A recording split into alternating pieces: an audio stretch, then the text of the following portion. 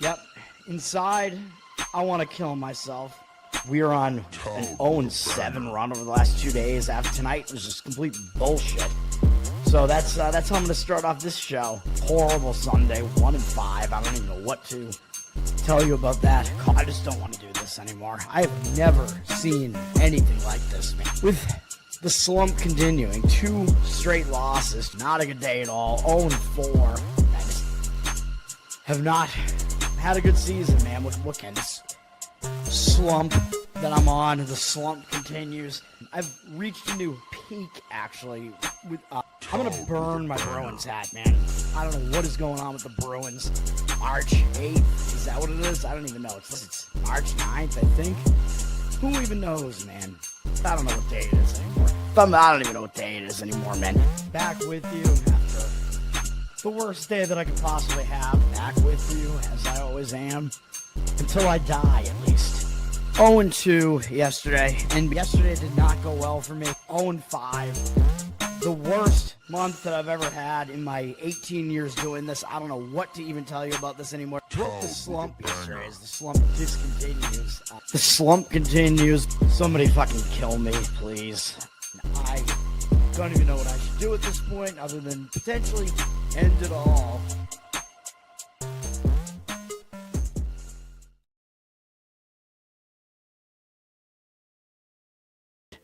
What's up, everybody? It's Toad back with you. I was muted. That's great.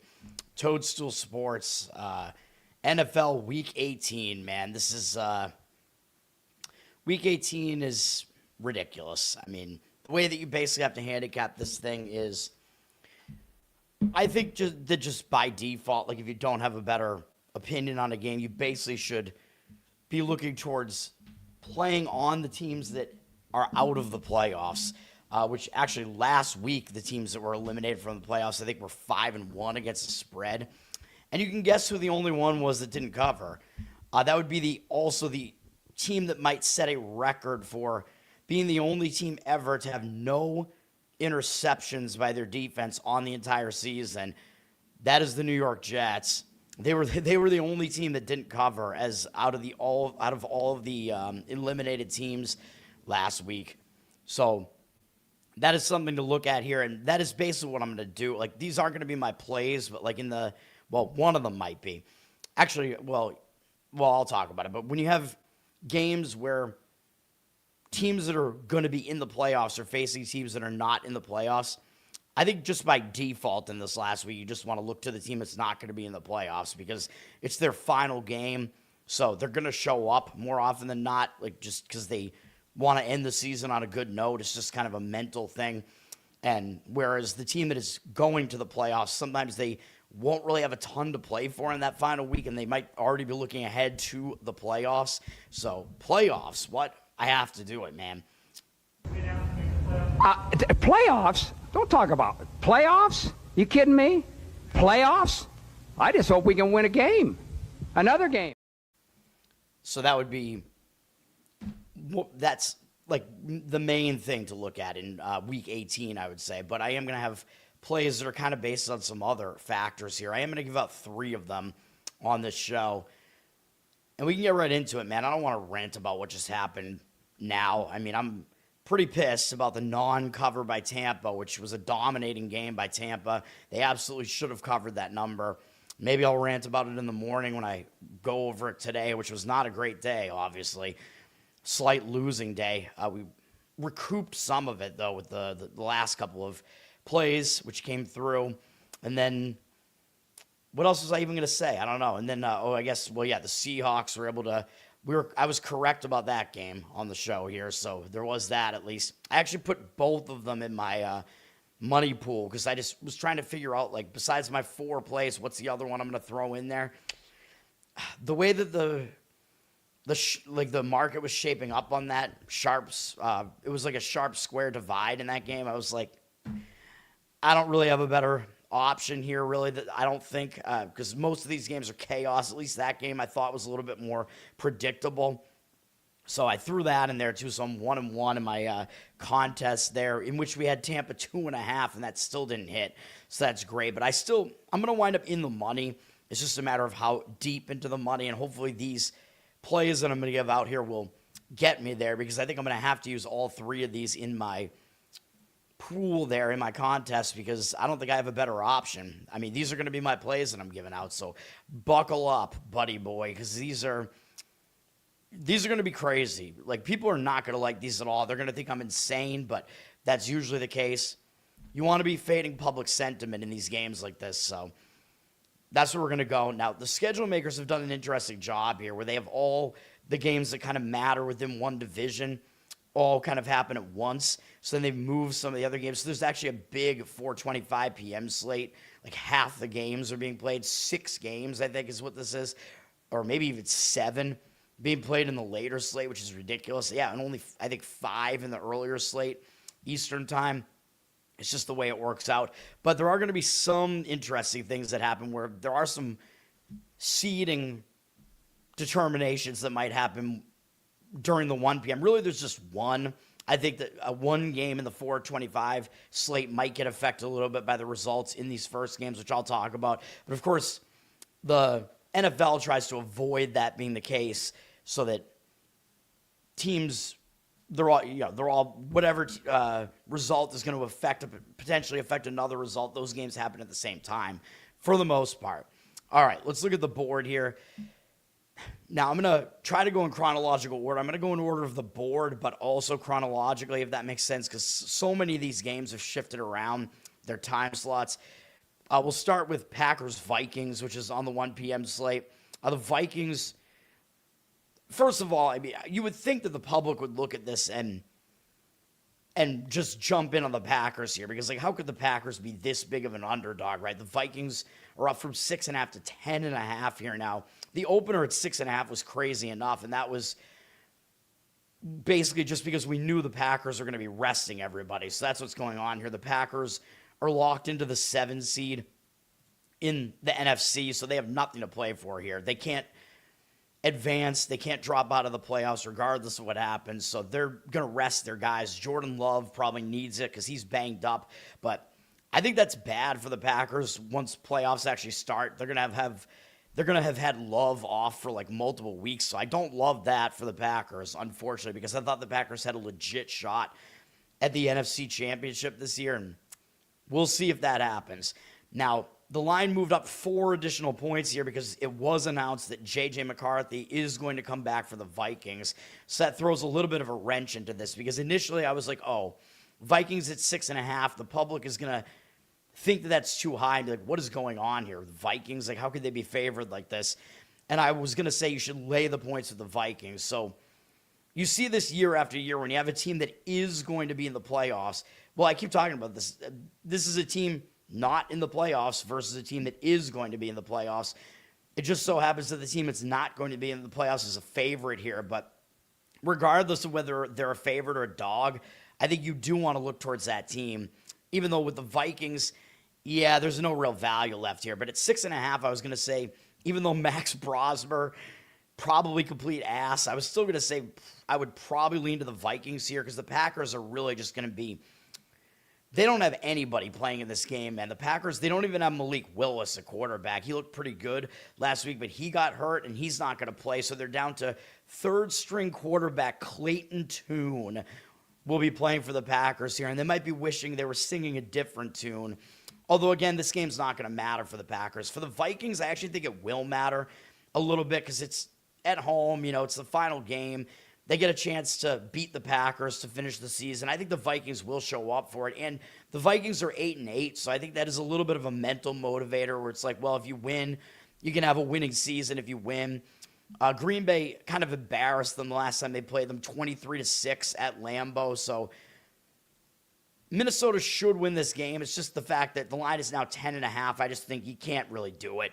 I'm not saying that you should grab the Packers. I think that's dangerous, but you are looking at now a double-digit spread with a total ridiculously low at 36.5. So some of these games are basically turning into preseason games where the totals are crazy low, because it's pretty much like the offenses are just going to be potentially down to second, third stringers, kind of inept.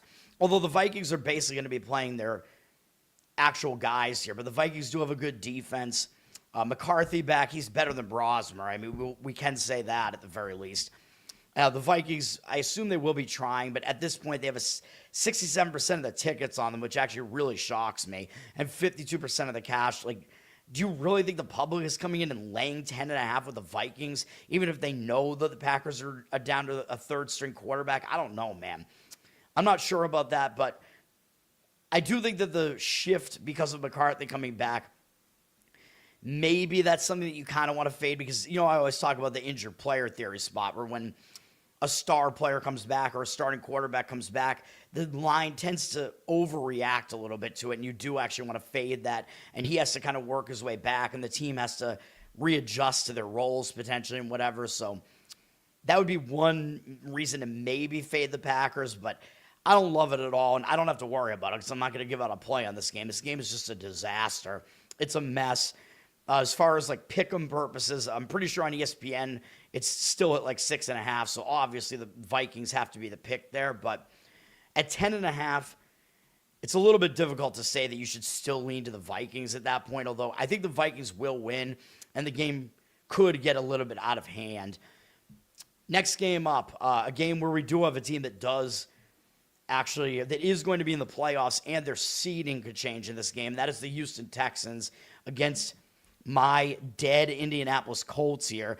Texans are up to an 11-point favorite here. They are going to be public. 89% of the tickets, 92% of the cash on the Texans. Public likes the Texans now, man. Or maybe they don't like the Colts without Daniel Jones. I don't know which it is. But the Texans, usually they profile as a team that's not that public because they're really good on defense and they're not that good on offense. Which, by the way, is why the total is pretty low here. That's part of the reason why, of course. That alone, I wouldn't really want to lay double digits in a spot like this because the total is low at 39. But again, I will say you have a team not in the playoffs against a team that is in the playoffs. So I would tend to look towards the Colts for that reason. Now, it will not be Phillip Rivers in this game, though. The Colts, Rivers is going to retire now, and the Colts are going to see what they have with Riley Leonard now. So he might be the only healthy quarterback on the roster. I don't know. But Riley Leonard is going to give it a go for the Colts. I think he may have played a little bit in some game earlier this year. I'm not sure. But obviously I don't want to recommend a bet on this game when you don't really know what you're going to get out of a quarterback in his first NFL start going up against a really good defense. But I still think, again, laying points with a defensive team like the Texans with a total this low, I still think that's a bad idea. I would lean to the Colts here. And if you look at the scheduling spot for Houston, yes, Houston is playing for seeding. Houston, I believe they could still win the division, actually. So that's what they're playing for, actually. So Houston does have a little bit more to play for. But do they really realistically think that Jacksonville is going to lose at home to the Titans, which I think is who they're playing?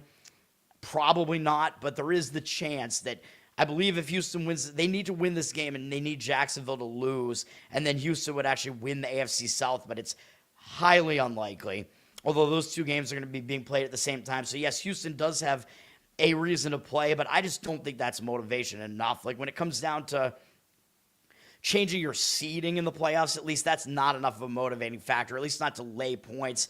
And one of the reasons, again, like I said at the top of the show, that you want to fade teams that are in the playoffs and could change their seeding. You want to fade them when they're up against a team that's not playing in the playoffs. That's because you're always going to pay a tax for them. So I think the line is too high on the Texans here. Now, the Texans are coming off a big win with wild card implications at the Chargers.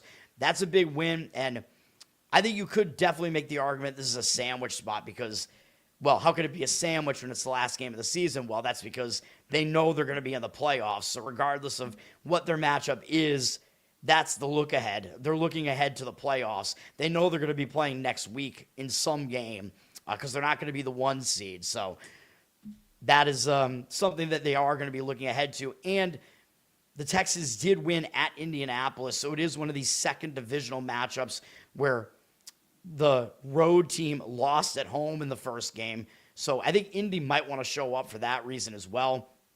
Of course, we're talking about Indianapolis potentially, this being their last game of the season, they'll potentially show up for that reason. And like I just said with Minnesota, Indy is also 8-8, so that is a little bit of a motivating factor. You want to get out there and have a winning season if you can. I don't think Indy's going to win the game, but I would take them to cover the spread if you forced me to give you an opinion on that game. I would take the points with the Colts. Charles, what's up? Thanks for hanging out, man. All right. Next up, I'm going to skip these 4:25 games that all got flexed into the later games because I'm going to try to go in chronological order here. A lot of these games, the 1 p.m. games are the ones that pretty much don't matter. So all the games that matter are pretty much at the 4:25, except I guess, like I said, that Texans game does actually have some implications. One, I guess the Jags are playing in that time slot as well.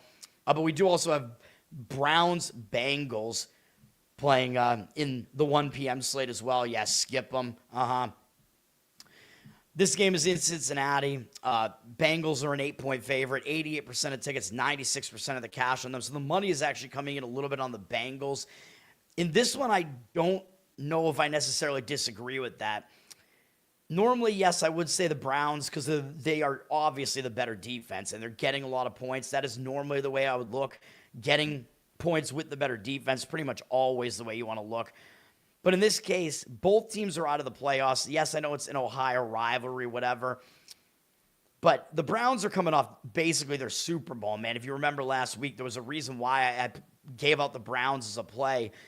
They got totally up for that game against Pittsburgh, man. That was a huge game for them. They basically came out and they said, yeah, Pittsburgh's not going to win the division on our watch. Cleveland plays really well against Pittsburgh at home. They went all out in that game. So after that, they might not have a whole lot left, man. Although, yes, they did lose to Cincinnati in the season opener in Cleveland. Cleveland did play well in that game. They only lost by 1, and that was to a Joe Burrow-led Cincinnati team. So Cleveland's defense did do well in that game. That is still my one concern here is that you're looking at the much, much better defense with Cleveland. Like, you're talking about Cleveland has a top 10 defense, and Cincinnati has the worst defense in the NFL. So that is definitely a concern, laying the points with Cincinnati. But after that game against Pittsburgh, I just don't know what Cleveland's going to have here, man. Cleveland cares more about beating Pittsburgh than beating Cincinnati, to be honest, especially with Cincinnati is out of the playoffs. Cincinnati's staying at home. They had an easy win last week against Arizona. I would probably lean towards laying the points here if I was going to do anything with the game, although I don't want to. Although Cincinnati probably makes a pretty good teaser piece, though. So if you're looking to do a teaser here, you can tease Cincinnati down on the Stanford Wong style of teaser, going through the key numbers of 7, 4, and 3. You can tease the Bengals down. As long as it stays at 8, 8.5, you can tease them down to below 3 to a 2 or 2.5, and then you're basically just asking them to win the game. I think that makes a decent teaser piece there. And, of course, I already said, I think the other one, well, you can't do it anymore because the other one, I was going to say the Vikings were going to make an awesome teaser piece when they were at 7.5, getting them down to 1.5. That looked awesome. But now, as far as getting a teaser out of these games tomorrow, I don't know what you could do with it, man. And the 49ers didn't get there with the teaser either today. They lost by 10, so that sucks. But if you're going to try to make a teaser out of tomorrow's games, it's real. Like, you can't even make a Wong teaser actually tomorrow. I don't even think it's possible to make a Wong. Like, that's the only teaser leg you can have. Actually, no, it is. Bengals and Bills. Oh, boy. I don't know if you want to do it, man. But that's the only Wong teaser I think that's possible tomorrow. Bengals and Bills, teasing the Bills down. But if you do it with the Bills, you're going to have to do it now. And I'll explain why. Because that line could move significantly depending on the results of the 1 p.m. game. So I'll talk about that shortly. But yeah, I mean, I'm probably going to recommend that you don't make a teaser here this week at this point. Skip them, yeah. Skip it. Charles, what was the other drop you said I should get? I forgot. I said I was going to grab whatever drop you mentioned either this morning or last night. I don't know. I forget what it was. I was like, oh, yeah, that sounds like a decent idea. All right. But, yeah, we're talking about okay, yeah. Well, we talked about Browns-Bengals. Cowboys-Giants is also in the 1 p.m. slate. The Cowboys have dropped from a 5.5-point favorite to a 3.5-point favorite. You know they're going to be super public. They have 71% of tickets on them, 84% of the cash for now. But we've seen reverse line movement against the public. I don't know how much weight I put into that cash percentage there for the Cowboys. I just don't know what the Cowboys are going to show up with in this game, man. I mean, Do you really think the Cowboys are going to be that excited? They did beat Washington last week, but that was actually in a warm weather game, by the way. If you watch Hard Knocks in season, they were actually talking about it like, oh my God, it's going to be warm. It doesn't show it here now, but they were talking about how it was going to be like 60 degrees in that game. So it was actually pretty good weather for the Cowboys to get that thing done.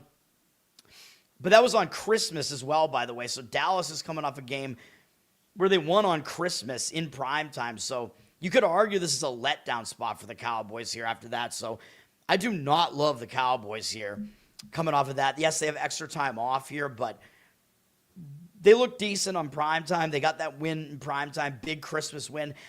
Again, I just don't think they're going to be excited. Yeah, they got extra rest, but they're kind of going to be resting on that win there. Like I still don't even think they care about going 8-1 on the season either. This is a Cowboys team that it's like every year it's playoffs or bust for them. I just don't think they really care about pulling to a 500 record and having a non-losing season. I think they consider it to be a losing season anyway, but they're going to have to go up to East Rutherford here and play in 36-degree weather this time. We're talking about the Dallas Cowboys here having to do that. I don't think they're going to enjoy it very much, man. And for the Giants, I think they will show up because they're still playing with Jackson Dart, man. Like the Giants, they're not going to hang the rookie out to dry here, man. Like I think they're still going to play hard for him. They looked good last week, and they broke a long losing streak, which I think is good. Like when you're losing every game, everything's going bad for you. You got to get that win, man. And that's what they did last week. And I told you they would win that game, which they did. So they got the win. They broke a long 9-game losing streak. I think they hadn't won since that game against the Eagles way back when Scattaboo was scatting all over the place, whatever. I think they're going to show up for this one, man. I think that gives them some newfound momentum here. It's at home, final game. They get a chance to beat the Cowboys. And by the way, it is technically revenge because the Giants did lose at Dallas earlier this year, and it was a close game. Although, again, you could argue technically the Browns have revenge as well against the Bengals, but I don't put much weight into that. I do think that the Giants do want to show up and try to beat the Cowboys, though, at home to finish the season off. And the line just looks way too short. Like, I don't know if maybe the Cowboys are going to start resting some guys. I don't know. I think the Giants will continue to try to win and play their starters, though, and give them some momentum headed into next year, you know. Try to give the fans a win to finish the season. Give them something positive to look forward to. You want to end the season in a positive headspace, so I would take the points with the Giants in that game if I was going to play it. A Seinfeld one? I don't know. You mentioned the Bubble Boy, but I don't know. I guess I could grab that one. It doesn't have that much to do with what we talk about here. Maybe for March Madness it does. Dirty Sock, what's up, man? Dirty Sock is... I don't know. He considers night to be the evening, I guess. I think he's in the mountain time zone, I believe. So it's still pretty late there. All right, what game is up next? Saints, Falcons. I'm going to skip it for now because that's one of my plays. We got Titans, Jaguars, as I said, also in the 1 p.m. slate because the Jaguars are jockeying for... Oh, no, they're not jockeying for positioning. They're playing for the division, really, against the Texans. So... really, though, it's if the Jaguars win, they win the division, so it's very simple. And they're hosting the Titans, so it's very likely they will do that and win the division here. And I will be correct on that preseason prediction. Not all of my preseason predictions, but that was one of my bolder ones, and I think it's going to get there. So if anybody bet the Jaguars at, like, whatever it was, like plus 270 to win the division prior to the season, they're going to be making out pretty well here because I believe they will win this game. But are they going to cover a 13.5-point spread? I'm not so sure. 87% of the tickets, 91% of the cash on the Jags. Now, remember, again, this is a situation where you have a team that's already in the playoffs. They're in a situation where they control their own destiny. So I think that's even worse because you pay a huge tax for a team like that. A team that knows, like, win and they win the division, you know you're going to have to pay a few extra points for that. So for that reason, I would not play the Jaguars either here. I would not lay the points. And again, the Titans are basically just free-rolling. It is a divisional matchup. It is going to be revenge for the Titans here as well. So I think Tennessee does show up in this game and try to win. I don't think they will, but they might be able to cover. They got embarrassed at home by Jacksonville, man, 25-3 earlier in the season. So it is one of these road revenge angles in a second divisional matchup where the road team is getting a lot of points. So I do like to lean that way for that reason as well. So there are a lot of factors here. It's just week 18, you got to worry about it a little bit. I mean, Jacksonville is obviously the way better team. It could still potentially run away with this game, obviously. But Jacksonville's coming off a couple of big wins on the road, man. They beat Denver, huge win. Beating Denver, where people didn't think they would be able to do that. I did lean Jacksonville in that game, plus the points. And then they beat Indy last week. I mean, that was expected, but that was still a pretty big win, divisional win on the road. Jacksonville typically hadn't done that well. I forgot to mention that. Maybe I should have made Indy a play. I did put it in my contest that week, but whereas Indy does really poorly in Jacksonville, Jacksonville actually tends to do really poorly at Indianapolis as well for whatever reason. But, of course, Jacksonville did get the win there. Now, yes, they're back at home. Yes, they're playing for the division. But, again, you're paying too much of a premium for it. They're very public as well. So, if you're going to play this game, I would take the points with the Titans in that game, as ugly as that sounds. Titans, again, they're going to show up. They're not going to ditch the rookie, Cam Ward. They're going to play hard for him, try to get a win. Unlikely that they will, but they will at least try to do so. So, those are my thoughts on that. Is Dak playing? He's never lost at the Giants. Well, there's a first time for everything. The Giants are ass. Yeah, I know. But the Cowboys, their season is over, man. Like, I don't really see, like, what reason do they really have to show up at the Giants in cold weather when they're done for the season? It looks like he probably is playing, but I just don't see it, man. I think the Giants will win that game. So those are my thoughts on that. I just don't think that history is really going to be much of a factor in a game like this. Most of those games mattered, right? Like, most of those games were not the last game of the season when Dallas is a defeated team and you have the Giants getting up and playing for a rookie QB and having some newfound momentum here. So, no, I don't. I don't think he gives a shit about that. Being undefeated on the road against the Giants, who gives a fuck?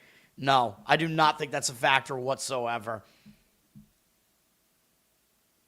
Oh, the last time you said goodnight. Oh, you asked if I was leaving. I asked if you were leaving. Yeah. No, well, what I'm saying is that probably almost all of those wins were probably during the regular season, so the game mattered from that perspective. This game does not matter to Dallas, so...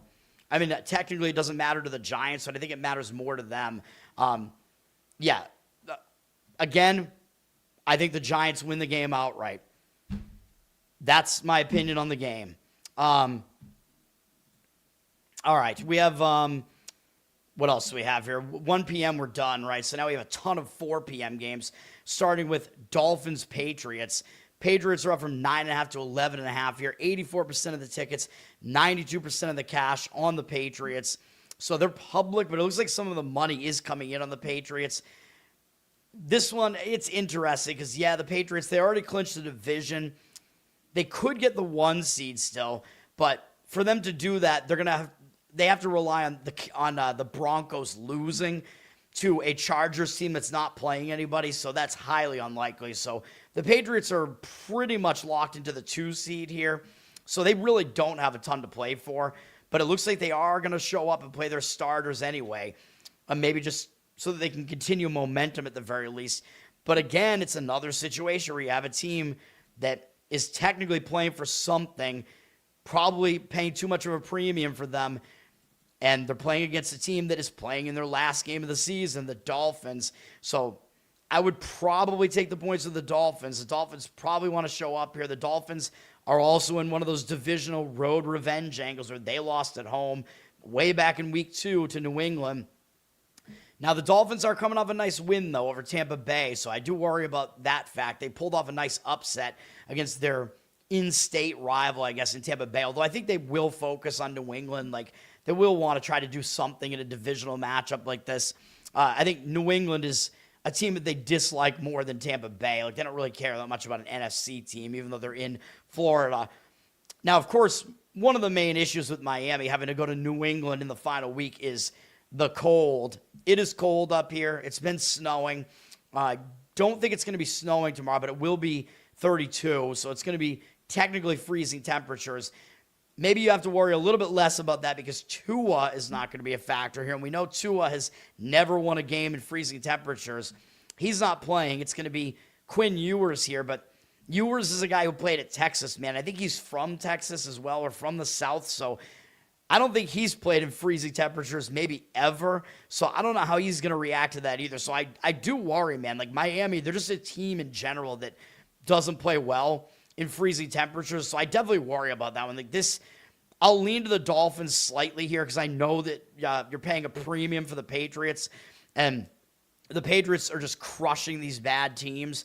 But I mean, the Patriots, I mean, I don't know, man. They're still not as good as they look. I don't think they still faced a weak schedule. I know the Dolphins are a pretty weak opponent, but I would still lean that way. But again, this is like maybe one of my least favorites out of all of these today.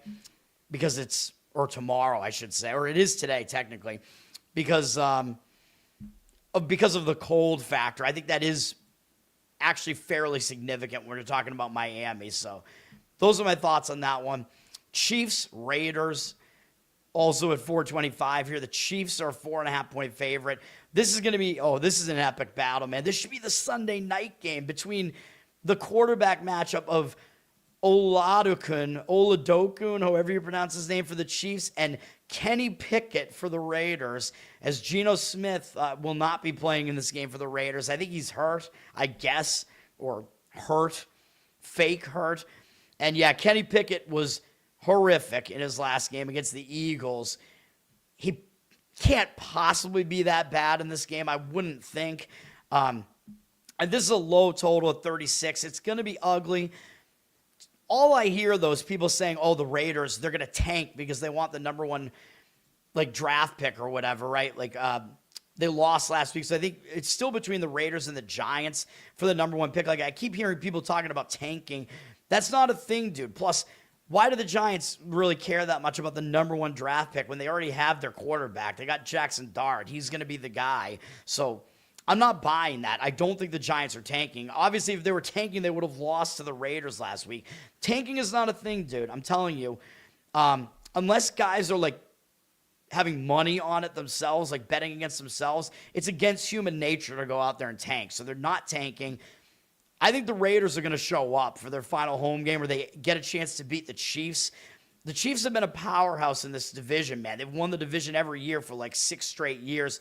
Raiders, I think, have beaten them maybe a couple of times over that span, but I think the game does mean something to the Raiders. I think they want to show up for this. Pickett at least still has some experience here. That wasn't his only NFL game ever, even though it was bad. And yes, the Chiefs do have a pretty good defense, but the Chiefs are the team laying points on the road here.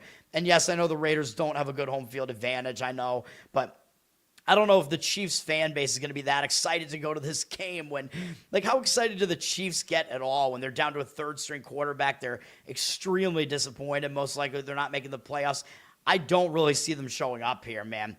And the Raiders, because they know that it's Kenny Pickett coming back in there, maybe they actually won't. Usually you don't hang a quarterback out to dry when he's coming back in like that, Although I guess you could argue the same thing for the Chiefs. They won't totally hang Oladokun out to dry either. But the Chiefs are extremely public. Public wants nothing to do with the Raiders ever. 72% of tickets, 69% of the cash on the Chiefs. But also look at the scheduling spot here, man. Kansas City just played really tough against the Broncos on Christmas night at home, which, by the way, that was my conclusion to being Mr. Thursday night, by the way. That was the last Thursday night game, and I got it correct with the Chiefs covering in that one. And it was in my contest as well. I went 5-0 in the contest last week, so that was good.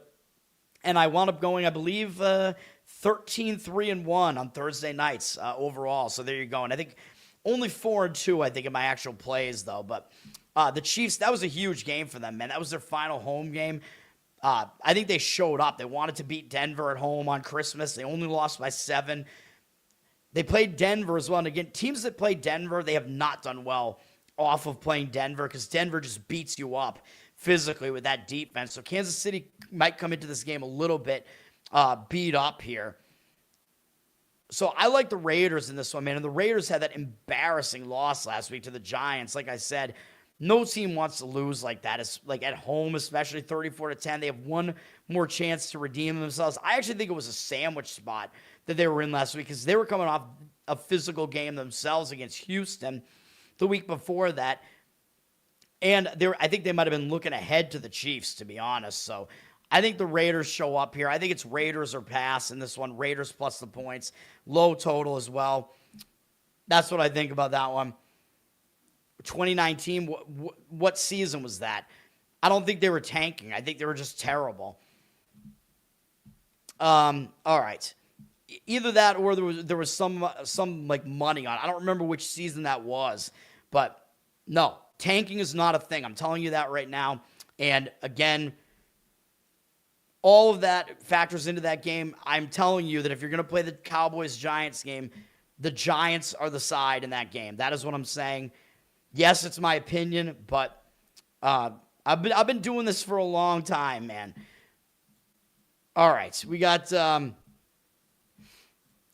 Flores versus Ross. Well, didn't they fired Flores, didn't they? I don't know. Like, again, tanking is against human nature. I'm telling you this. Like, when guys tanking is not a thing. Like, when guys get out there, you don't want to intentionally lose the game. Like, it's just not. Like, these guys are professional athletes. Like, they just don't get out there and intentionally lose. No. Well, yeah. Okay, I'm a contrarian, but I'm also correct about it. I understand human nature, and that's what I apply to all sports handicapping, and that's why I've been a winner at it for almost 2 decades. So, all right. We have, what else do we have here? And I'm also extremely fucking pissed about some of the games today, if you can't tell. We also have, what's the next game at 4:25 here? Oh, yeah, I skipped a bunch. Lions-Bears is going to be one of my plays, so I'll hold off on that. You're really going to love what I have to say about that game. No, management does not control what the players do once they're on the field.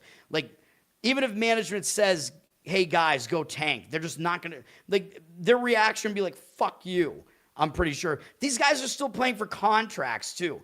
Like, these guys don't know where they're going to be the next year in some cases, so they don't want to just go out and look horrible. Because teams are going to be watching the film and stuff. So guys are playing for their own individual reasons, playing for contracts as well. So no, it is not a thing, regardless of what management is saying. I mean, there is a situation, like maybe guys won't be as motivated to play for certain like owners and coaches that are just ass. But when you get out on the field, like you're not going to just let a guy like beat you up. Like it's just not a thing. Like, you throw yourself into a fighting ring and try to just tank. Like, for no reason other than for, oh, my God, our team can get the number 1 draft pick. You might not even be on that team next year. The players are not going to give a shit about that. And teams fuck up the number 1 draft pick so much. It's like getting the number 1 draft pick is a fucking curse more than anything else. Like, teams almost every time get it fucking wrong. Like, look at Cam Ward. Is he good? No. Is he ever going to be good? I don't think so. No. All right. We got, and Caleb Williams is still horrible and gay, by the way, so he's not good either. His stats this year are actually basically the exact stats that Mitch Trubisky had in his second season. So, way to go, Chicago Bears. All right. We got, what's next here? Because I'm skipping that one for you know what I'm going to say about Lions-Bears probably. Jets-Bills is the next game at 4 p.m. The Bills were going to be a 14-point favorite, and now it's 8. So already it seems like the line is kind of moving because there's some uncertainty here as far as who's going to play for the Bills because the Bills don't have that much to play for. Really, it's just seeding, and everybody's going to kind of overstate this. Like you're going to hear in the media all week, basically, 2 things. One, well, basically the same thing, but an AFC side of it and the NFC side of it. For the AFC, what's going to be the narrative here? It's going to be these teams have to play for seeding because they want to make sure that, like if they're going to be a wild card, like the Bills are going to be a wild card. They want to make sure that they get to go to the divisional winner of the AFC North, right? Ravens, Steelers. Like, the Bills want to make sure that they draw them as an opponent, right, and not some better opponent, who else would they have to face in the first round? Like the Patriots, I guess, would be their likely opponent there. So that's going to be the narrative. I think it's bullshit. Like that's all just media fodder. And by the way, when it comes to the first round of the playoffs, that team that everybody wants to play because they're so bad, that team always gets extra motivated. That was like the Texans last year. I gave out a play on the Texans for that reason last year. This year, it's mostly going to be the winner of the the NFC South this year, though. So keep that in mind. But I think I said NFC here, but I meant AFC North for Ravens Steelers. But it's going to be the Ravens Steelers. That's going to be the narrative for them. But it's going to be even more so the narrative for Panthers Buccaneers. So that's keep that in mind, I guess. Just crushing what's up, man. Patriots are going to run a Super Bowl heater. I've had a weird relationship with the Patriots, let's say, because I am from Boston. I'm from New England. I root for all the Boston proper teams. I rooted for the Patriots up until they got Belichick and Brady because I fucking hated both those guys. I hated the team, absolutely hated them, thought they were essentially the evil empire and basically the football version of the Yankees. Now that those guys are gone and Belichick is like basically pulling all this bullshit and anti-Drake May and all this shit, I'm basically like, fuck Belichick, and I'm like kind of on the side of the Patriots again here. But I also don't think they're going to win the Super Bowl this year. I think they have good years ahead in the future. I don't think they're going to win a Super Bowl this year, though. Drake May, he's good. There's room for improvement there for sure as well. The Patriots, their defense, first of all, is just not good enough, and they have not played a difficult schedule whatsoever. They have literally one win against a team with a winning record this year. So, yeah, I'm going to be looking to fade the Patriots from a betting perspective in the playoffs, man. That's just the way that it is. But yes, okay, Bills. Now, the Bills are already down to an 8-point favorite here. They're very public, 94% of tickets, 87% of the cash. The public wants absolutely nothing to do with the Jets. I mean, the Jets, even if they're like people are going to argue the Jets are tanking. I don't think they are. I think they're just this miserable. They're just this bad of an organization. The Jets might be the first team ever to have no interceptions by their defense on the entire season. And by the way, they've already become the first team to never have an interception in a 16-game season. So they already have accomplished that, but now because we're now expanded to 17 games, they might accomplish that here, which is absolutely outrageous to think that that's the case, which does mean the Jets are probably a little bit undervalued because if you have a team that's that like net negative in the turnover department, there's some like positive regression in store there. I mean, it's just crazy that that's a stat. This game, by the way, low total, 37. So total being that low, I kind of would want to lean towards taking the points here. That is what I would do, by the way, if I was going to play this game. I would take the points with the Jets. But it's going to be a weird game because, as I was alluding to before, because the Bills' playoff spot could be decided by the 1 p.m. games, which is basically what happens with the Texans and the Jaguars, the Bills might wind up locked into what seed would they be locked into? I don't even know. The 5, the 6, whichever seed it is, the Bills would get locked into one of those seeds. So the Bills might literally not have anything to play for here because they'd be locked into whatever seed it is. I don't remember what scenario that happens in, but if that happens, you're going to see this line drop further because I think that means the Bills, if they have nothing to play for, I think the Bills might rest their guys in this one, man. And it looks like maybe they might start doing it anyway because that line did drop to 8 for a reason. Like, if the Bills were actually going to play their starters, there's no way the line would only be 8 here. So, definitely something to keep in mind here.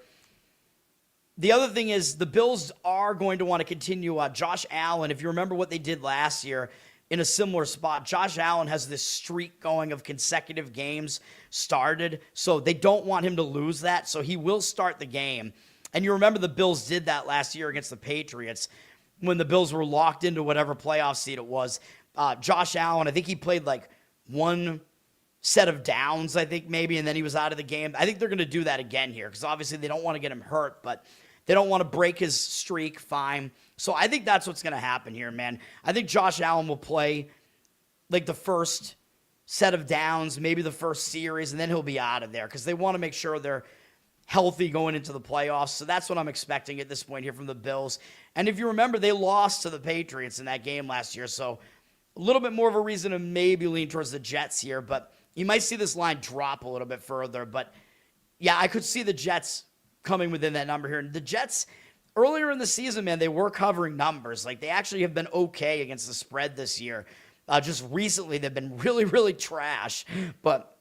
And they look unbelievably bad last week against the Patriots. So, yeah, I mean, just those are my thoughts on that game. But if I was going to play it, I would have to take the points with the Jets still. UNC, I told you they would lose to SMU, man. That was just my handicap. I didn't have a strong opinion on it, though, but it was one of those games where the market was speaking. Jets defense have an interception. You could probably find that prop out there, especially given the fact that they don't have one of the season. Like, probably that prop is out there. Like, but people are probably going to want to play for it to happen. Like, well, I don't know. Do you think bettors will want to play on it not happening because it's like a historic event? Maybe. Yeah, maybe that is what they would do. So you're probably going to get value playing them to have an interception. So we'll see what happens. Yeah. Burlington, Mass? No. Not from Burlington, Vermont either. But no, I'm not from Burlington, Mass. I actually I worked pretty close to Burlington for a while though. Why, did you see me? Maybe you saw me around. Did you see me at the Burlington Mall? Did you see me in Paul Blart Mall Cop, which the parts of it that were filmed at the Burlington Mall? I was in that movie. I was an extra in the movie. I don't know if you can actually see me. I was in a group of people near the escalators near the food court. The food court, kid. South Shore is where I'm from. South Shore. I'm all South Shore, man. We got the bar pies down here. That's where I'm from. Yeah. Burlington Coat Factory. We're more the great coats. Yeah, they got a lot of coats there. You're from Pembroke? Holy shit, dude. I don't know if I want to dox where I'm from, but that's really close to where I'm from. Yeah. No, not Southie. Southie is not the South Shore. Southie is South Boston. That is different, kid. I don't know how many people are watching this stream. Should I dox myself on you? People might just yeah. I mean, people are gonna figure out who I am if they know where I'm from. But I don't know. Should I? I mean, people know where I went to school. I guess at this point, I've already been fired. I mean, nothing else can really happen to me. So whatever. Yes, sir. You are correct. Mosh Vegas, kid. Wait, do you know who I am? Just crushing. Who are you? You see me around? I don't know. Yeah, I was known locally for a little while there. Mosh Vegas for a number of reasons, probably. Not bad. I'm not a criminal. For good reasons. But, yeah. Sandwich, Mass? Yeah, I've been to Sandwich. I've had a lot of sandwiches in Mass as well. I've had a sandwich in Sandwich before, but yeah, I've been to Sandwich. Sandwich is down the Cape, yeah. I've been, like, all over the Cape, pretty much. I got an uncle who lives on the Cape as well. Yeah. Sandwich is closer to the start of the Cape, too. Like, closer to the, like if... Oh, I'm doing it backwards, right? Well, if you look at it this way, yeah. If this is the Cape, like, Sandwich is kind of like in this area, right? Like, it's close to the actual, the mainland of Massachusetts, if you want to call it that. Yeah, it was because I was big pimping, yeah.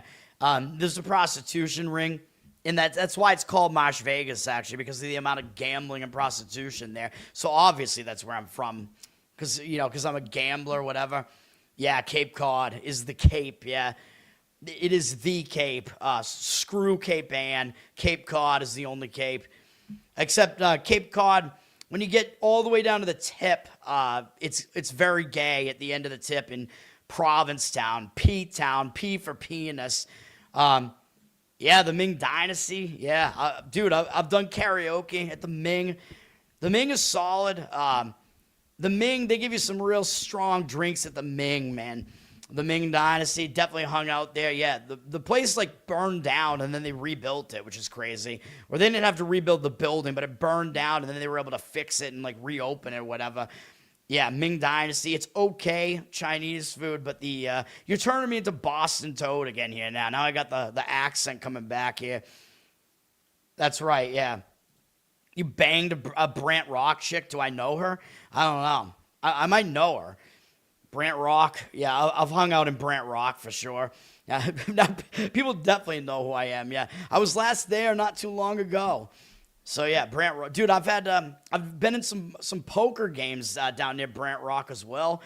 I've done some things down there. Yeah, I've been all over Marsh Vegas, man. I mean, I've been everywhere in Marsh Vegas. I mean, of course I am, because that's where I grew up. So obviously, all right. And I'm there like most weeks, actually, but that means people can hunt me down. I don't want that to happen. Just crushing. You're going to hunt me down, man. You're going to come kill me or something? Hopefully not. Hopefully I give you out some good advice here.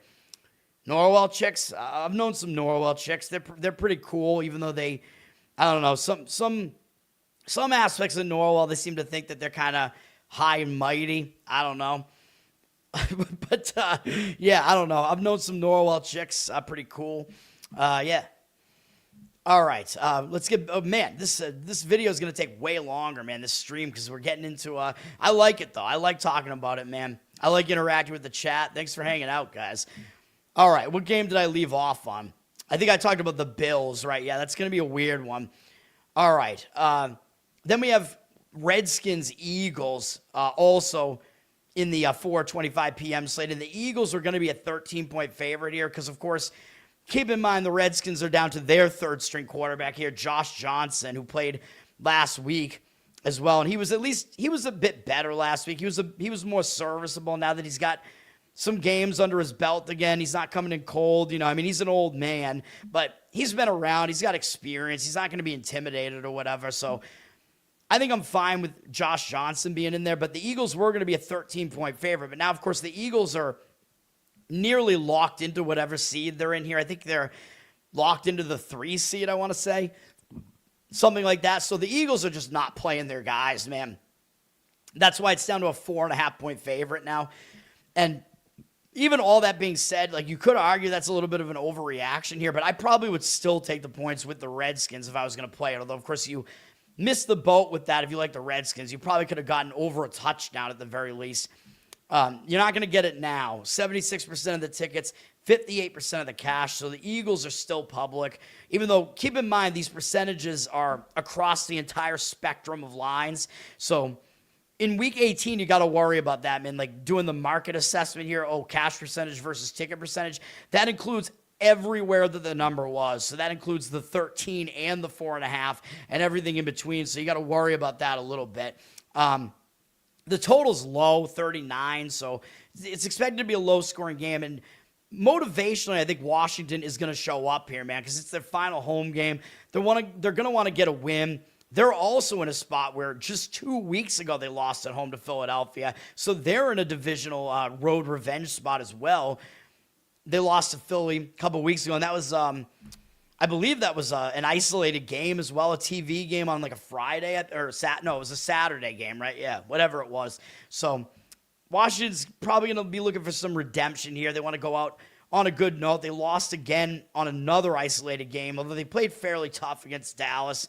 So, yeah, they're coming off of that, but I think they're going to show up. Again, it's yet again a team that's out of the playoffs playing a team that's in. That applies to Washington. It applies to the Jets. It applies to a lot of these teams here. Philadelphia, they beat Buffalo last week, man. That was a nice win for them. 2 straight road wins. So they're coming off of that, too. That was a demanding game as well. I know it's their final home game, but it's kind of a sandwich spot, man. That was a big game against Buffalo. I think Philly's going to be looking ahead now to the playoffs, getting ready for the playoffs. So, yeah, if I was going to play it, I would have to lean towards the Redskins in that one. I think they might actually win the game outright, to be honest. So, one thing I forgot to mention about the Bills, by the way.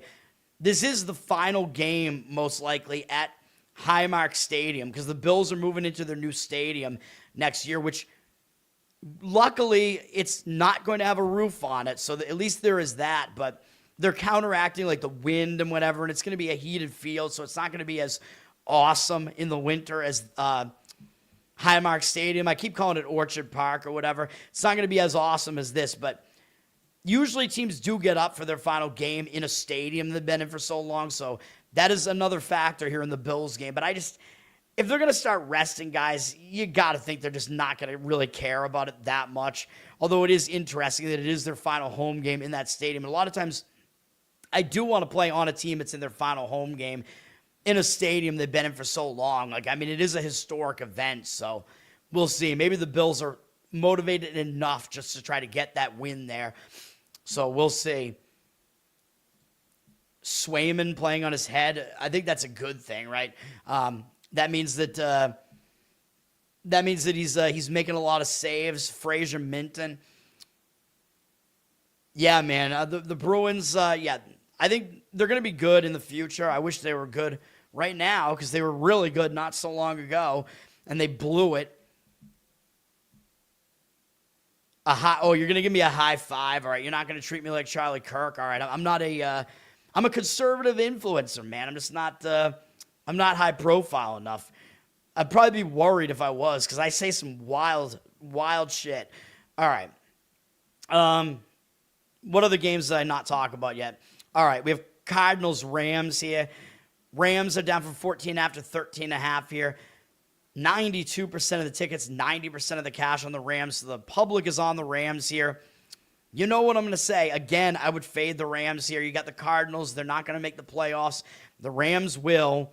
Now, for the Rams are locked into a wild card spot. I don't know if they're locked into a specific wild card spot. I think they could jump the 49ers because the 49ers lost, and I think the Rams have the opportunity to jump the 49ers.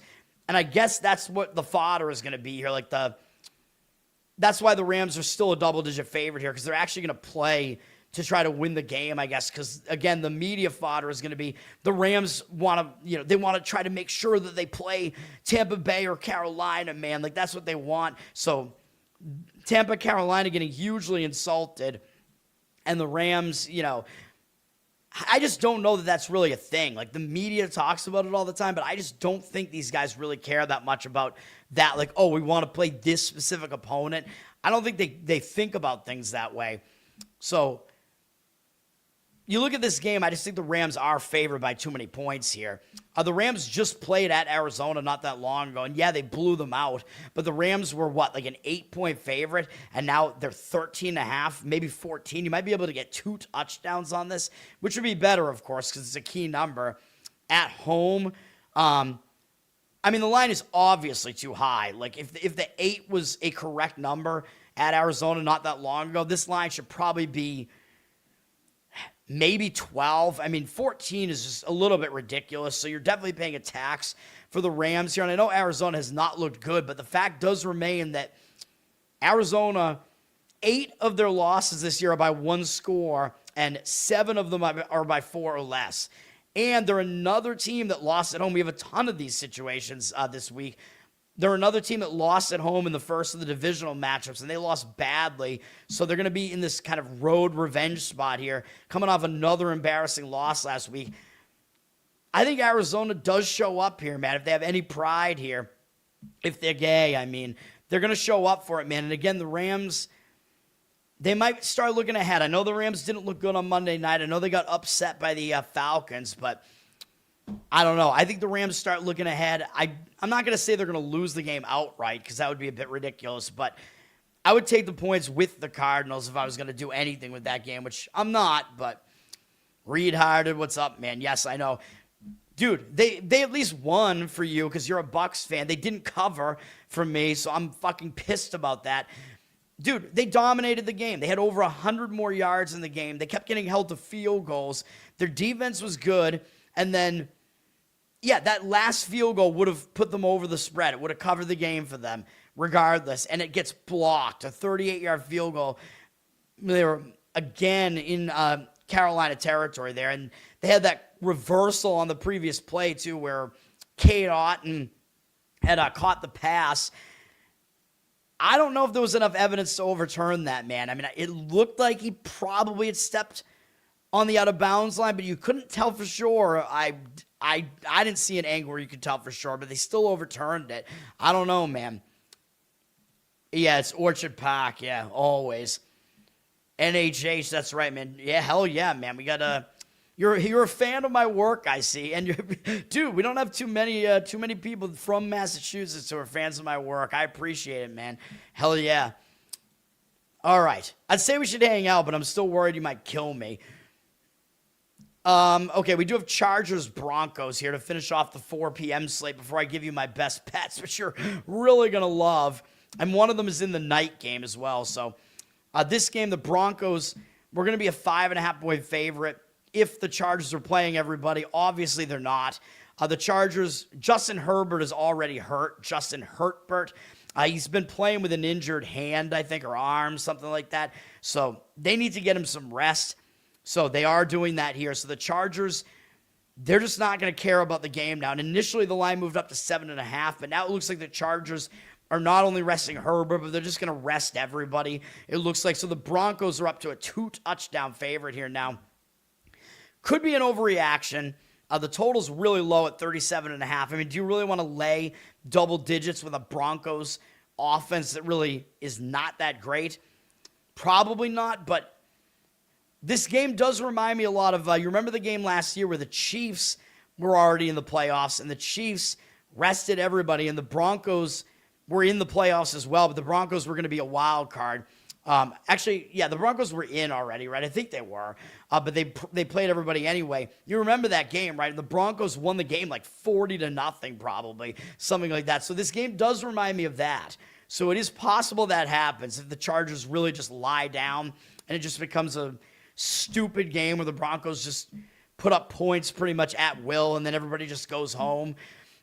It becomes like a formality. Maybe that happens in this game, so I worry about that being the case. I think the Broncos, if it was still like 7.5, I would probably lay the points with the Broncos, obviously, because now it's 14.5. At 14.5, I don't want to do it. I would stay away, but I could still see the Broncos maybe actually covering that, which sounds ridiculous. 79% of the tickets, 88% of the cash on the Broncos. Might be a game where the Chargers don't even score, man. I mean, who's the Chargers quarterback even going to be in this game? I don't even know. And Denver's playing their starters because, of course, Denver's playing for the 1 seed. Although that seeding, I mean, again, it's a thing that gets a little bit overstated. Like, yeah, they'd like to get the 1 seed, have everything go through Denver. And if they win, they get it, basically. So it's one of those scenarios where they control their own destiny. So I don't like that. So I wouldn't really want to be on the Broncos for that reason because you're paying a tax on the Broncos for that reason because everybody knows, oh, they win, they get the 1 seed. That's how it is. So, and they should win. I mean, again, they're playing a Chargers like platoon squad, basically, or whatever you want to call it. Oh yeah, Trey Lance, right, is going to be the quarterback there. I mean, he's got some experience. He's been around for a while, so he's not like a totally inept quarterback or anything like that. So, yeah, the Chargers might be able to do something on offense in this game with Trey Lance, but we will see. I mean, that Broncos-Chiefs game last year, the Chiefs, I think it was, who was the Chiefs' backup? I keep thinking it was Carson Wentz, but maybe I'm wrong about that. Maybe it was somebody else. Like, whoever it was, I think was an experienced dude, and he still didn't do well, though, so I don't know. I would love you. Hell yeah, man. Hell yeah. Do you love me? I don't know. I'm not gay. Not gay. I mean, in a hetero way. All right, let's go to my best bets here, man. Again, you guys are going to love these, as you always love them, right? But especially in Week 18 where everything seems even more insane. First game up, we're going to go with the hottest team in the NFL, baby, or one of them. We're going to take the New Orleans Saints plus 3.5 against the Atlanta Falcons here. Our friend Reed Harded likes this probably because this game actually is going to determine who wins the NFC South because we're in a weird situation here where if the Falcons win, it becomes a 3-way tie and Carolina gets handed the division because they beat the Falcons twice. So in the three-way tie, it becomes a round robin, and then the tiebreaker becomes who has the best record amongst all the games against those three teams. And because Carolina beat Atlanta twice, Atlanta being in that mix would give Carolina the division. So Tampa needs New Orleans to win this game to get in, and I actually think it's going to happen. I think Atlanta doesn't really care. Like, I don't know. I mean, do you think Atlanta is going to show up and be like, oh, we must win this game just to keep the hated Tampa Bay Buccaneers from winning the division again? I don't know. I mean, I guess if you ask Atlanta, they might prefer that Carolina gets it, but maybe they don't because Carolina beat them twice this year. So, again, although I said tanking's not a thing, so I don't think Atlanta's going to come out and not try, but it's a bad spot for Atlanta here, man. And the money is agreeing with me in this game, by the way. So the market read looks good on this. This game's at 1 p.m., by the way, Eastern. 57% of tickets are on the Falcons, 53% of the cash on the Saints. You're getting the hook here with the Saints. I like that. You know, I'm a pimp, so I'm always looking for hooks and hookers to be my employees in this case, to make me money. Yeah, that's a better way of putting it. All right. But look at we know what the Falcons did last week, man. So I think this is a horrible spot for the Falcons. Where are they at here? Falcons, why don't I see it? Oh, here they are. Falcons, yeah, they are at home. I know it's their final home game. Like, a lot of times teams will get up to try for their final home game. But again, they already have a losing season, and they played their asses off on Monday night, man. So they're on a short week, and they beat the LA Rams at home, man. I mean, that was really their Super Bowl game. That was their big game. Huge win for Atlanta. I just don't know what they're going to have left here. And by the way, this is another divisional road revenge game because Atlanta went to New Orleans and beat them several weeks ago. So this is another situation where the home team lost and they get a chance at revenge on the road. And I actually think they get it here. So I think not only are the Falcons going to be tired from that game, but I think the Saints are going to show up and try. And by the way, the Saints weren't that bad in this game. The yardage, Atlanta only had a 9-yard edge in the total yards in this game, even though they won the game at New Orleans 24-10. Very misleading result. And the Saints had 8 more first downs in the game, and they won the time of possession battle by like 5, almost 6 minutes. So the game was not really what it looked like on the scoreboard. New Orleans was better than that. And I think New Orleans is going to try, man. Of course, because they did lose at home to Atlanta already, but it's a divisional game as well. And they've been hot, and they're playing hard for Tyler Shuck, man. He seems like he's going to be the guy, believe it or not. I was very skeptical. He came out of college at a late age. I think he's probably like 25. I thought his name was Shaw. I thought it was Shao or Shaw. I don't know. Shug. I have no idea. Shug Knight. Shuck, I guess. Suck. I don't know. That's his name, though. By the way, for you Drake May fans out there, I posted this little nugget the other day. Tyler Shuck, even though he's only played like 6 games or whatever, he has more 300-yard passing games than Drake May does. So, which includes Drake May's games that he played last year as well. So, very crazy. Shuck, I mean, he's playing well, man. Yeah, I know the last couple of games he beat some weak opponents, but it's not like Atlanta's that great of an opponent. I think he'll be able to do some things in this game. Yeah, that's about it, man. I think Atlanta, it's a letdown spot. I think their big game was last week. New Orleans, they're just on a roll right now. They had a pretty easy win last week, all things considered, against Tennessee. Not a win that they're going to be in a letdown spot over or whatever. I know it's a second straight road game, but they're not going that far. It's a divisional game. I mean, they're used to playing in Atlanta, so that's where we're going to go. They're used to playing in domes as well, so, and they're not going far geographically. New Orleans is the first play that I'm giving out to you on the show here. It was Wentz, yeah. Thank you, Nate. Yeah, Shuck, that's right, dude. They have oysters down in New Orleans, right? Probably. Oysters, kid. We got them up here, of course, at Union Oyster House and shit, and Neptune Oysters. Yeah, we need a bottom bitch. I'm playing on these are all my bottom bitches today, man. Next game up, you guys, I'm going to tell you, this is a sandwich spot that we're going to be on here. And you guys are going to be like, what are you talking about? How could this be a sandwich spot? I'm playing the Detroit Lions plus the 3.5 against the Chicago Bears. I know, dude. It seems like I hate the Bears. I mean, I do. I hate the fact that they're a fraudulent team that keeps winning, but this is a sandwich spot for the Bears, dude. You might say, well, but they want revenge, right? Because this is going to be one of those games. I think revenge might get overstated here because, yeah, Detroit massacred the Bears way early in the season, which was at Detroit, though, so it's not one of these road revenge angles, but that was the game where Dan Campbell wanted to make a statement, man, because everybody was making fun of Detroit for losing that first game against Green Bay. You know, Dan Campbell was like, fuck you, I'm going to destroy Ben Johnson. Because, of course, if you don't know, Ben Johnson, the offensive coordinator for Detroit, left, and he's at Chicago now. And people were saying, Dan Campbell, his offense can't do anything without Ben Johnson. But guess what? People are saying again now that Detroit's no longer in the playoffs. They're saying the same thing again. Dan Campbell is nothing without Ben Johnson. Do you think Dan Campbell doesn't want to show up in this game and beat the Bears?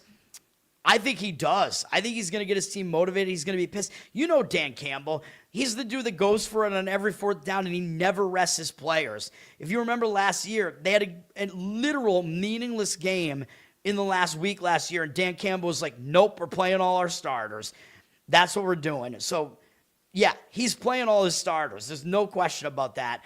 You're getting 3.5 points here with Detroit, which I think is a little bit ridiculous because I think Detroit's still the better team. Like power ratings wise, they're still the better team. And this line is telling you the Bears are the better team. I don't buy it at all. I think Detroit's actually better on both sides of the ball, even though Detroit has been mediocre. I mean, they still have a good offense. They have an average, I would say, defense. The Bears have a well below average defense. It's still, believe it or not, an average at best offense. If you look at all the efficiency numbers and whatever, the Bears have faced a very weak schedule, though, yes, they did finally get a couple of good wins in there, but the Bears, look at what they're coming off of, man.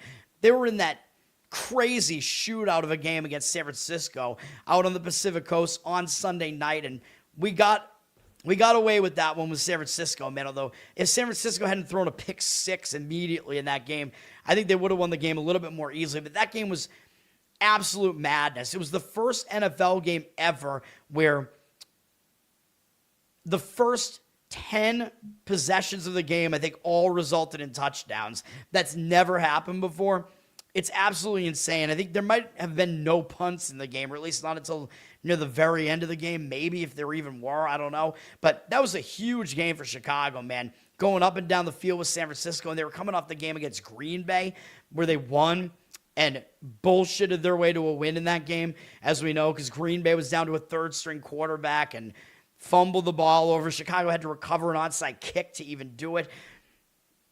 This Chicago team, I mean, come on, man. Give me a break. Yeah, and now then again, after that misleading win against Green Bay where they shouldn't have won, they looked really good against San Francisco, man. The public is obviously going to take notice of that. They're going to love Chicago after that game where they went up and down the field against San Francisco. High-scoring game. Public loves teams that lost in a very, very high-scoring game. It was a total shootout. They're only going to be in Chicago here. Meanwhile, Detroit, they're going to be coming off of extra rest here. Whereas Chicago played the night game. Detroit hasn't played since Christmas, and they had a hideous game on Christmas, man.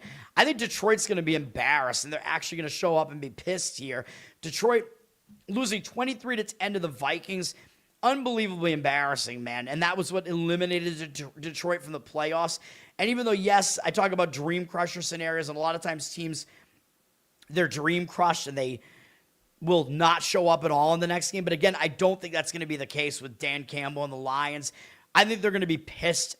And again, they qualify as a team that is out of the playoffs, and they're facing a team that's in the playoffs. So that's another reason to go with the Lions here. But if you look at this game, the Lions, they won this game statistically, dude. 231 to 161 in yardage. I know that's not impressive, but they still out-yarded Minnesota by 70 yards. Why did Detroit lose this game? Oh, yeah, because they were -6 in turnovers. Unbelievable. To have -6 in turnovers, 6 turnovers, absolutely insane. That's why they lost the game. They won the possession battle. They won the first downs. They won the yardage. They should have won the game. They didn't. And it's even more embarrassing because, by the way, Max Brosmer became the first quarterback for the Vikings in this game. He was the first quarterback in NFL history to win a game while, I believe, having 50 passing yards or fewer and being sacked 7 or more times in the game and still winning the game. It's just unbelievably embarrassing for the Lions, man. So I think they are going to show up in this game. They are going to be a pissed off team in this game. And that is Dan Campbell's MO, like I said. Or sorry, I guess it was, 51 or lower. Brosmer had 51 passing yards. So whatever the number was in that one, just crazy that Detroit lost that game. And the sandwich component, by the way, because I told you it was a sandwich spot, it is. So not only are the Bears coming off that crazy game against San Francisco, I think they're going to overlook Detroit because obviously what do they have next? They have the playoffs. They're in the playoffs. And by the way, the Bears are hosting a playoff game because they won the division, so they already know that. So the Bears really can't do anything much. I think technically they might be able to jockey for seeding against the Eagles, maybe. But the Bears, they they can't get the 1 seed because Seattle locked up the 1 seed by winning tonight, right? So yeah, the Bears are basically, I think, locked in. For the most part, I think they're locked into the 2 seed. So the Bears really don't have much to play for here, man. So they're going to be looking ahead. I think the Bears might kind of pack it in this game, man. So I do like Detroit here. The Bears really don't have much to play for whatsoever. They're going to be looking ahead to that playoff game. They know they're going to be hosting it. They just don't know who their opponent is going to be next. So, yeah, I really don't think they could do much to even improve their standing. I think they're pretty much locked into where they are. And, again, jockeying for, seeding when you know you're going to be hosting a game regardless, that's just not really a motivator. So, and yes, technically Detroit does have that extra motivator where they are trying to still have a winning season and go 9-8. So if you think that matters in this game, I don't know if it does. But Nancy, what's up? Thanks for hanging out. Yes, losing to a team with male cheerleaders, is another reason. Yes, it's the 13th reason why. That is true. But no, I'm saying that Detroit will not 13 reasons why themselves here. I'm saying they're going to show up and they're going to play well, and we're getting line value on it, and that it's a good situation. And then finally, of course, I'm on the night game. Well, you know where I'm at here probably, right? We've already taken 2 teams that are plus 3.5. How about we take another one? The Steelers plus 3.5 in the night game. And yes, I'm saying that I think the Steelers are going to win the division, even though my prediction was Baltimore winning the Super Bowl before the season started. I did not think Baltimore's season would unravel and that we'd be talking about Lamar Jackson, just not even putting in effort and being hurt, maybe. I don't even know. He didn't look hurt when he got hurt against New England. He was out of the game and he was laughing on the sidelines. He didn't look like he was injured at all. It didn't look like anything happened to him. So I don't know what's going on with Lamar Jackson here, but he's also going to be part of this handicap here. Of course, we know this game is a very simple situation here to deal with as far as the playoff situation here. Whichever team wins this game wins the division and they get the 4 seed. That's it. That's what happens here. Very, very straightforward. Now, we're getting a lot of points here, yes. The Ravens, I think, are going to be the public side. You might even get 4.5 maybe in this game. I thought you might, especially because Lamar Jackson is going to play.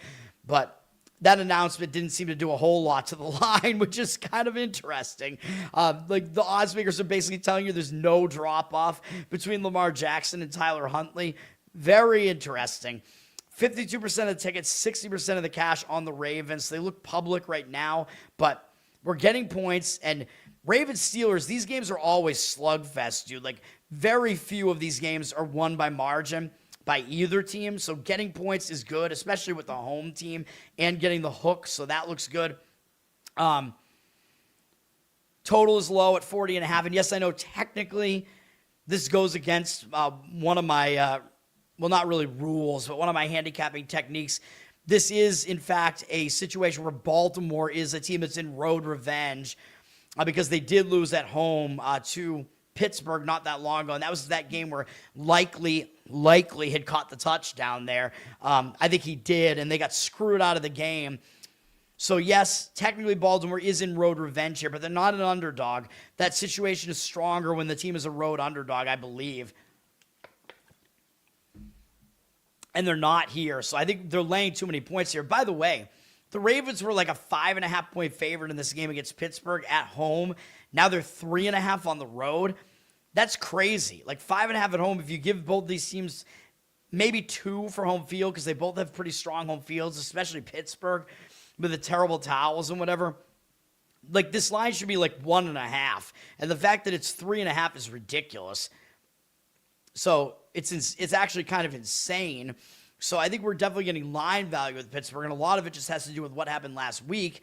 Now, yes, I know if you dig into the box score, I know this was a misleading result. I understand that. Baltimore actually won this game statistically. They outgained Pittsburgh by over 100 yards. They had 9 more first downs, and they won the time of possession by 7 minutes, 7.5 minutes. I know. Baltimore did win that game statistically, but this game is also in Pittsburgh. So even though, yes, it was a misleading result, Baltimore was the better team. I'm kind of throwing that out the window a little bit in a game like this, which I kind of did with tonight's game as well, right? Because San Francisco played better in that first game against Seattle statistically than what the scoreboard looked like. So I'm kind of going to ignore that in a case like this. Now, what I like about this is especially what happened last week, right? I was on both of these teams' games last week and went 2-0. I gave you guys Baltimore last week, and Baltimore looked really good, putting up 41 points against a Green Bay defense that's been strong most of the year. Baltimore went into Lambeau and did that and put up 41 points, and that was a winner for us on the show, Baltimore plus the points. I told you they would show up, but what was part of my handicap in that game? It was that Baltimore was in the injured player spot in that game. Tyler Huntley played, and I thought that was actually a thing that was going to motivate the team because they knew they had to step up their game without Jackson. I think Jackson, it's questionable what's going on with him, man, whether he's injured or what's going on. He does not look right. So that's a problem. So that was the injured player theory spot. Baltimore gave us a great performance in that game. So the public's going to be all over Baltimore after they saw that. It was a primetime game. They looked awesome, putting up that many points. Now what's happening in this game? Yeah, Lamar Jackson is coming back in this game. So this is going to be a reverse injured player spot here where the star quarterback is coming back. And that just mentally you can kind of like, especially if you won with your backup, you can kind of think, hey, this is going to be a lot easier now that we have Lamar back, right? So the team just kind of will have a tendency to take their foot a little bit off the gas, even though I know this is for playoffs, whatever. But I think there are a lot of question marks here with Jackson as well. So not only is it that reverse injured player spot where you might be getting a little bit of extra value for that reason, and the team might not have total focus for that reason, but I'm taking my watch off, by the way. It's constricting my wrist, man. It was on a little bit too tight. I'll fix it in a minute. But yeah, not only all that, but Lamar Jackson just doesn't look right. It might be mental. I don't know what the deal is. And he's also not good against Pittsburgh, by the way. Pittsburgh has owned Lamar Jackson. Lamar Jackson is 1-4 in his last 5 games against Pittsburgh. So Pittsburgh has done really well against Lamar Jackson recently. 4-1 against him in the last 5. And yes, I know that does include the game this year. I get it, which was a little bit of a misleading result, I know. But track record is not good for Lamar here against Pittsburgh. Now, for Pittsburgh, we faded them last week. And why? Why did we do that? Well, I was telling you, Pittsburgh was playing a second straight road game. They were coming off a road upset of Detroit. Big game. I think we're looking ahead to this game on deck, even though I know if Pittsburgh won last week, they were going to seal up the division. But I told you that you pay a tax for teams like that when it's win and they win the division. And Cleveland was going to get up for that game. Pittsburgh did not have a good history recently playing at Cleveland. Cleveland got up for it, and they made it their Super Bowl. But now I think the public's not going to want anything to do with Pittsburgh after that because they only put up 6 points and they lost to Cleveland. That looks awful. But Cleveland has a better defense than Baltimore, man. So Pittsburgh is going to score more than 6 points in this game, okay? I think you can guarantee it. So Pittsburgh's offense should be able to do better in this game against Baltimore. Cleveland's defense is just better than Baltimore's, and that was a bad spot for Pittsburgh. I think they were we're looking ahead, man, as weird as that sounds, because they could have sealed up the division last week. But now I think they're going to be extra angry off of that. I think they're going to do it, man. I think you're getting extra value because of what these teams did last week. And by the way, I gave you that Lamar Jackson stat, but also Pittsburgh at home has won 4 of their last 5 against Baltimore. So Baltimore has not done well in Pittsburgh recently. So that's another stat there. And some of those do overlap, but not all those games. I think there's a little bit of overlap with the Lamar Jackson stat. And Aaron Rodgers, by the way, has not lost to Baltimore since like 2005 or something, although I know he played in the NFC, so he didn't play them that often. But Aaron Rodgers has won all 5 games against them since then. I know one of them was this year. I get it. I know he's an old man now, but yeah, I mean, that's pretty much the whole handicap here. And then, yes, for Pittsburgh, I don't know. There were some rumors that maybe Metcalf was going to come back because, yes, he is suspended. He got suspended for pulling a fan down. The fan definitely was, like, doing something to him, man. I don't know. Fan was being a complete moron. So Metcalf, I guess, is not playing in this game. So, yeah, that's going to take away Pittsburgh's best passing target, I know.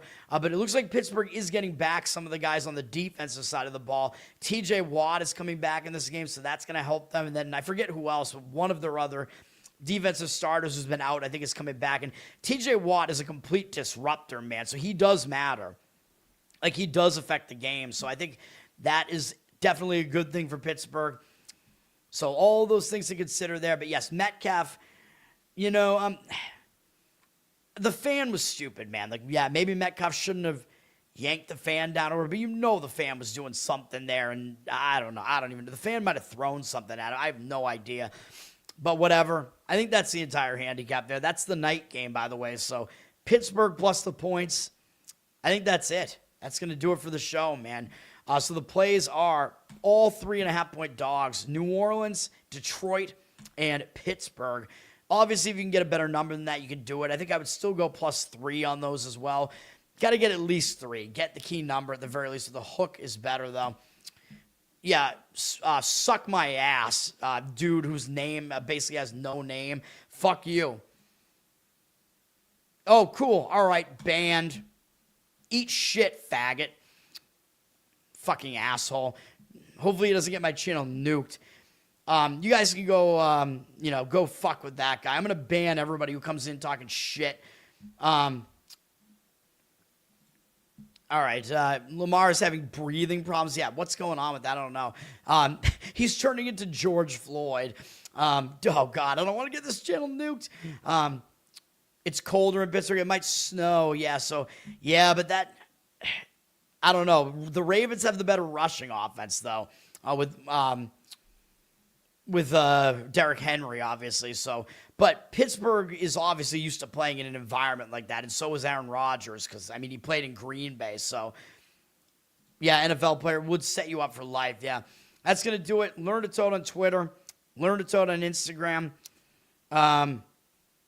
I don't know. What else do I usually plug here? Like, subscribe to the channel here, of course. Give me good comments on here. Don't be that guy. We're on audio, Spotify, Apple. Go listen over there. Give me good reviews over there. That helps me out as well. Covered in Uke is my Uke channel on YouTube. You can check that out. Patreon.com/LearnToToad. You can get some bonus Uke stuff mostly there. And then what else do I usually plug? I'm like, what is this at the bottom of my screen here, man? Are we seeing my desk? Oh, it's the boom. I'm like, what is that? Oh, yeah. All right. That was freaking me out for a minute. All right. Yeah, and it's the boom alarm. It's the boom. Dude, I should get no, I don't want to go with the Costco family, guys. The Rizzler and whatever. Yeah, we got the boom. Whatever. Yeah. Uke stuff, patreon.com/LearnToToad. You can get some bonus Uke stuff. I think that's where I was at. Losercast is the comedy show that I'm on. You can go check that out as well. And that is going to do it. The poll, did Leighton might not have even tweeted it yet. I don't know. He's got to get on that if he hasn't, though.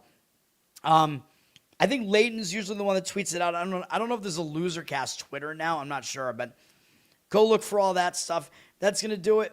I'll be back in the morning for whatever else is going on tomorrow as far as the sports go. There's going to be something, probably a little bit of hockey and NBA. Probably some college basketball. Hopefully we get back on track with that. That's going to do it, and I'll rant about today's loss as well, although it was a small loss. But that's going to do it for now. Let's get some wins tomorrow, guys. Let's get some sleep. Big day tomorrow. Peace for now.